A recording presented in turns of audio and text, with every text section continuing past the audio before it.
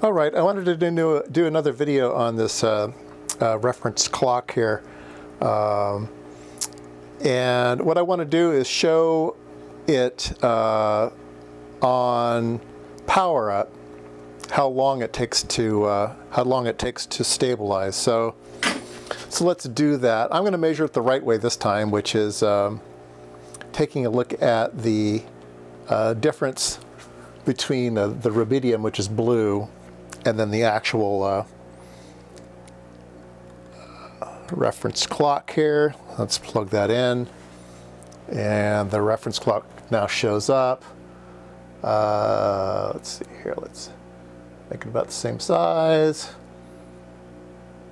Move this one here, we'll move this one up here. All right, so it is a bit off, but not bad.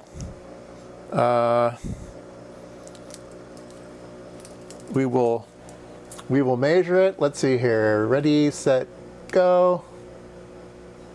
It's slowing down. See, it's getting referenced. Oh, there it's rock solid. So I might be waiting a while. And we're coming up here. All right, about there.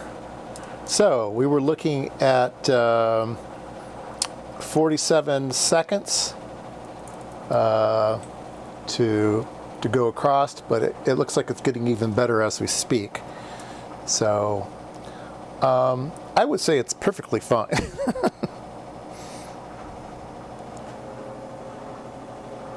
So I think this clock will get as perfect as the rubidium over time.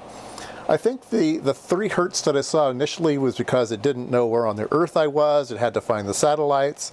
It had to figure everything out. So it took a while for it to get going, but once it figured it all out, then it programmed the temperature-controlled oscillator in the device. And then when I turned it on the second time, which is about a week later, it had already had all the information, so it started out much better to begin with, and then it very, very quickly got better. So I would say that you really, maybe the first time you use it, leave it on for a while, but then turn it on every once in a while so it can update itself.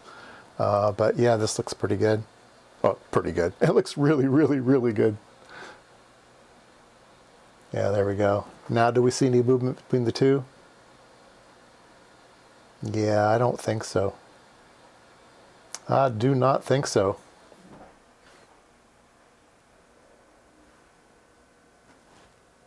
My counter, let's see. Why is my counter not counting?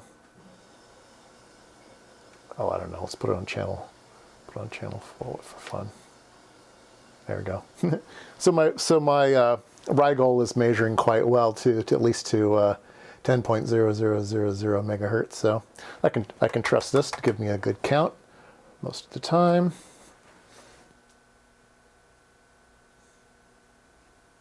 Yeah, there you go. I just wanted to do this update video because I didn't feel comfortable the way I was measuring it last time.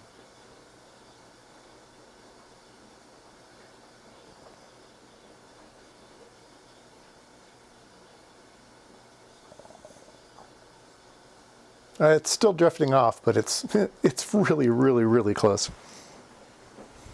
All right, so it's been several hours. Just a second, let me take my time here. Right there. All right, it has now been a couple hours. Went to the store, grocery store, got food, came home, had dinner, so several hours, and came back, and it is still drifting.